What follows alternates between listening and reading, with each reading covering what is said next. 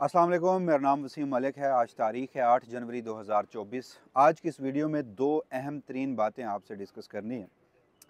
मामला supreme court of Pakistan का है, अगेन आइनी बेंच का है, और इसमें भी कोई दो राय नहीं कि 26वीं आइनी तरमीम के बाद पाकिस्तान की अदलिया की कोई वक़्त बाकी नहीं बची। और बिलखसूस सुप्रीम कोर्ट ऑफ पाकिस्तान में जिस तरह का एक आइनी बेंच तश्कील दिया गया है, मगर उस सब के बावजूद भी अब कुछ ऐसी चीज़ें हो रही हैं कि जो खुद 26वीं आइनी तरमीम करने वालों के ख़िलाफ़ हैं। यानी कि एक चीज़ हमें समझने की ज़रूरत है कि इस वक्त मुल्क में जो कुछ हो रहा है वो बयानिए की जंग है। इस्टाब्लिशमेंट जो बयानिया बनवाना चाहती है, उसने अब अदालतों को भी अपनी तरह से ही एक ढाल बना रखा है, और यहाँ से पाकिस्तान का जो सियासी बयानिया है वो फिर आगे चलता है। तो गुज़श्ता 2 रोज़ से सुप्रीम कोर्ट ऑफ पाकिस्तान में एक मुकदमा ज़ेर समाअत है, जो कि सिविलियंस का फ़ौजी अदालतों में ट्रायल से मुताल्लिक है। इंट्रा कोर्ट अपीलों पर समाअत हो रही है, और ये भी एक आयरनी है कि फ़ौजी अदालतें सज़ा सुना चुकी, कुछ को माफ़ी मिल चुकी, लोग जेलों में जा चुके, मगर अभी बेंच ने ये डिसाइड करना है कि फ़ौजी अदालतों में ट्रायल हो सकता है सिविलियंस का या नहीं। तो इस सारे टाइम स्पैन में इसी आइनी बेंच के सामने गुज़श्ता 2 रोज़ के दौरान 2 अहम तरीन बातें हुई हैं। यानी वज़ारत दिफ़ा के जो वकील थे, इस मुल्क की फ़ौजी इस्टाब्लिशमेंट के वकील, उनके पास दिफ़ा ख़त्म हो चुका है, और वो जिस तरह से कमरा अदालत में खड़े दलाइल दे रहे हैं, वो वफाकी हुकूमत और इस मुल्क की फ़ौजी इस्टाब्लिशमेंट और बिलखसूस ISPR की जानिब से जो जारी बयानिया है, उसकी शदीद अल्फाज में नफ़ी कर रहे हैं। और दूसरी और अहम तरीन बात कि इसी आइनी बेंच में बैठे जजेस, वो मिलिट्री कोर्ट्स के ऊपर काफ़ी संगीन सवालात उठा रहे हैं, और अगर इस मुल्क की फ़ौजी इस्टाब्लिशमेंट सिविलियंस का फ़ौजी अदालतों में ट्रायल उसको कलअदम नहीं भी करवाना चाहती, और उससे सुप्रीम कोर्ट ऑफ पाकिस्तान से एक स्टैंप भी लगवाना चाहती है, तो उसमें भी उन्हें आने वाले दिनों में काफ़ी मुश्किलात पेश आ सकती हैं, क्योंकि इस 7 रुकनी बेंच में जो जजेस अब अपना माइंड डिस्क्लोज़ कर चुके हैं, ये जो सूरत हाल बन रही है वो ख़ासी दिलचस्प है। तो इन 2 दिनों की कहानी इन 2 नुकात के ऊपर आपके सामने रख देता हूँ।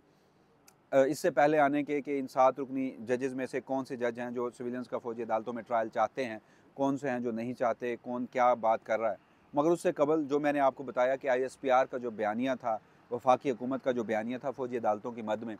उसको किस तरह से ठेस पहुँची है, और किस तरह से अब ये इसी 26वीं आइनी तरमीम के बाद इसी आइनी बेंच के सामने जो चीज़ें जिस तरह से अनफोल्ड होती सामने आ रही हैं, और ISPR के बयानिए की नफ़ी हो रही है। आपको याद होगा कि सबसे पहले फॉर्मेशन कमांडर कॉन्फ्रेंस हुई, फिर कोर कमांडर कॉन्फ्रेंस हुई, ISPR की मुतअद्दिद प्रेस कॉन्फ्रेंसेस हुई, वफाकी हुकूमत ने ये बयानिया बनाया कि 9 मई जो था, वो क्या था? वो रियासत के ख़िलाफ़ बगावत थी, इदारों में मुल्क दुश्मनी थी, दहशत गर्दी थी, और ये किसी सूरत माफ़ी नहीं मिलेगी, क्योंकि इदारा कहता था कि हमारे पास नाकाबिले तरदीद शवाहिद मौजूद है। उसके बाद ट्रायल किया गया 21 दिसंबर, और फिर 26 दिसंबर को सज़ाएँ सुनाई गईं, और फिर आखिर में आके साल के वो उनमें से कुछ सज़ाएँ माफ़ कर दी गईं। इस सारे टाइम स्पैन में हमने देखा कि 3 आलमी बड़ी ताकतों की जानिब से इसके ऊपर शदीद रद्द-ए-अमल का इज़हार किया गया, क्योंकि बुनियादी हकूक़ से मुतसादम होते हैं ये फ़ौजी ट्रायल।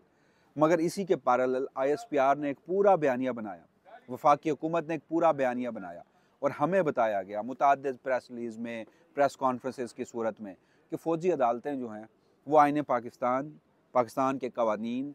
इंटरनेशनल कन्वेंशंस के ऐन मुताबिक हैं, और यहाँ तक कि जो फ़ौजी अदालतें हैं उसमें बुनियादी आइनी हकूक़ का भी ख़्याल रखा गया है। अब ये बताना था प्रेस कॉन्फ्रेंस और प्रेस रिलीज़ में ISPR ने,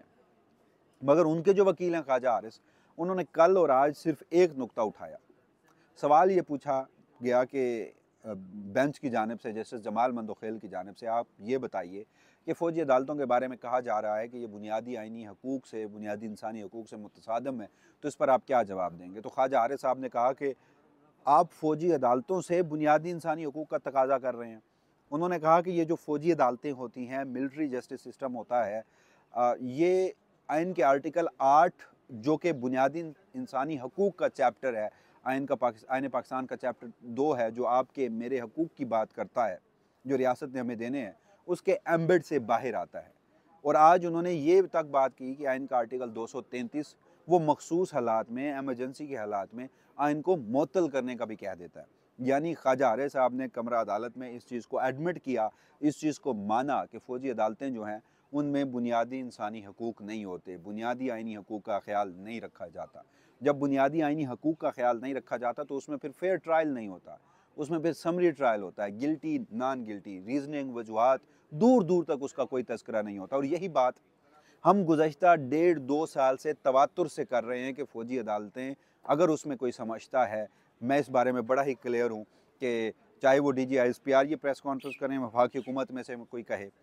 कि फ़ौजी अदालतों में जो ट्रायल है वो बुनियादी आइनी हकूक़ के ऐन मुताबिक है, तो उस शख्स में और फिर अक्ल व शऊर में हज़ारों नूरी साल का फ़ासला है। और अब उस हमारी बात पे स्टैम्प कर दिया वज़ारत दिफ़ा के वकील ख्वाजा हारिस ने कमर अदालत में। तो एक तो ये सूरत हाल बनी कि अब बयानिए की जो जंग थी उसमें एक मरतबा फिर इस मुल्क की जो फ़ौजी इस्टेब्लिशमेंट है उन्हें अपने ही वकील के हाथों सुबकी का सामना करना पड़ा है। आइनी बेंच के सामने ये चीज़ अनफोल्ड हुई है कि फ़ौजी अदालतों से आप आइनी हकूक़ का तकाज़ा मत कीजिए। अब इसमें दूसरी जो बात है, कल और आज में जितने भी सवालात पूछे गए हैं, जस्टिस जमाल मंदोखेल की जानिब से, जस्टिस नईम अगवान की जानिब से, जस्टिस मुसर्रत हिलाली की जानिब से, वज़ारत दिफ़ा के वकील ने कोई जवाब नहीं दिया। एक तो बुनियादी हकूक़ की बात हो गई। दूसरा, जो आइन की वो ईंट, मैं अक्सर कहता हूँ कि आइन की वो ईंट जिसके ऊपर पूरे दस्तूर की इमारत आपने कायम की, वो है अख्तियारात की तकसीम का असूल, जिसे हम ट्राइकॉटमी ऑफ पावर कहते हैं। रियासत के 3 सतून हैं, एक तरफ पार्लियामेंट है, दूसरी तरफ अदलिया है, फिर एग्जेक्टिव है। तीनों के अपने अलग अलग काम हैं, तीनों एक दूसरे के काम में इंक्रोचमेंट नहीं कर सकते। अब अदलिया जो है वो इटसेल्फ एक सतून है, लेकिन एग्जेक्टिव का हिस्सा है फौज। फौज जो है वो एग्जेक्टिव का हिस्सा है। अब एग्जेक्टिव के हिस्से में होते हुए आप कैसे खुद से अलग अदालतें लगा सकते हैं, ये सवाल भी पूछा गया, उसका जवाब भी नहीं दिया गया।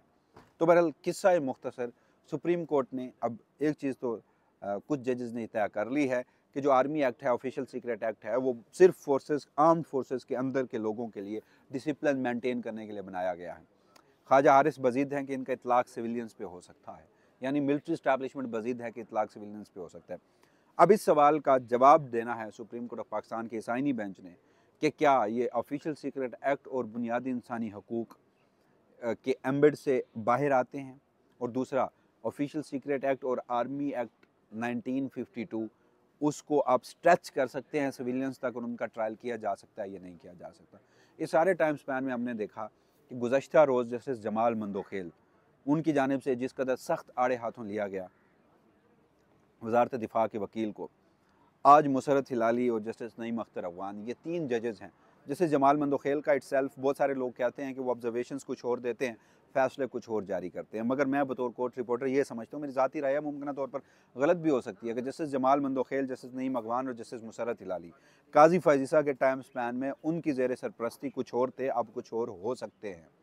और इन तीनों जजेस का शख्सी आज़ादी के हवाले से बड़ा ही एक स्टांस अपनी अपनी रेलेवेंट हाई कोर्ट्स में रहा है। और अब इन, मैं खुद ये कहता हूँ कि इस वक्त जब ये मिलिट्री कोर्ट का मुकदमा ये आइनी बेंच सुन रहा है, तो ये आइनी बेंच अवामी कटहरे में खड़ा है, इनका ट्रायल हो रहा है।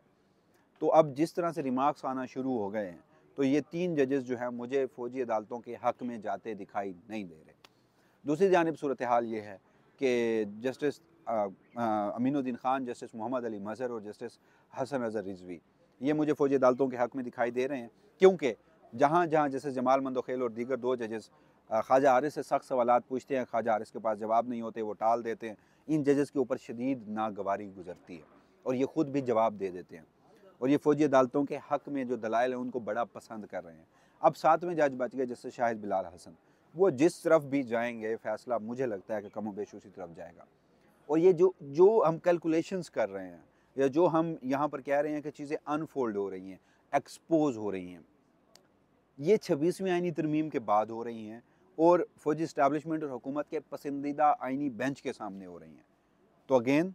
हर बुराई में से किसी न किसी हद तक कुछ अच्छाई का इम्कान ज़रूर होता है। तो ये बहरहाल अब तक की सूरत हाल है, देखते हैं कि चीज़ें किस तरह अनफोल्ड होती हैं। अभी ये इस पूरे टाइम स्पैन में कुछ वक्त लगेगा, मैं ये समझता हूँ इस केस को, क्योंकि पूरे इस हफ्ते में दीगर जमाम आइनी बेंचेस की जो काज लिस्ट है वो कैंसिल कर दी गई थी। कहा गया था मिलिट्री कोर्ट्स का मुकदमा सुना जाएगा, ख्वाजा हारिस के दलाइल अभी रहते हैं, 2 दिन इस हफ्ते के अख्ताम पे रहते हैं, यानी कि कल और परसों का अदालती रोज़, तो ख्वाजा हारिस के दलाइल मुकम्मल होने हैं। उसके बाद जो दरख्वास्त गुजार हैं मरकज़ी जवाद ख्वाजा, उनके वकील ख्वाजा अहमद हसन आएंगे, एतज़ाज़ अहसन के वकील लतीफ़ खोसा आएंगे, सिविल सोसाइटी के वकील फैसल जो हैं वो आएंगे, और उसके बाद अटॉर्नी जनरल ऑफ पाकिस्तान उनका भी या एडिशनल अटॉर्नी जनरल वफाक की नुमाइंदगी करते हैं। तो अगले हफ्ते में भी मुझे ये केस चलता दिखाई दे रहा है। बहरहाल सिचुएशन जो है वो आइनी बेंच के सामने भी इस्टेब्लिशमेंट के लिए कोई बहुत ज़्यादा मौजूद नहीं है, हुकूमत वक्त के लिए कोई बहुत ज़्यादा मौजूद नहीं है। तो ये अब तक की सूरत हाल थी। इस हवाले से जो भी फर्दर डेवलपमेंट होंगी, वसीम मलिक अपनी इसी प्लेटफॉर्म से आपको आगाह रखेगा। तब तक के लिए मुझे दीजिएगा इजाज़त। अल्लाह ने के बाद।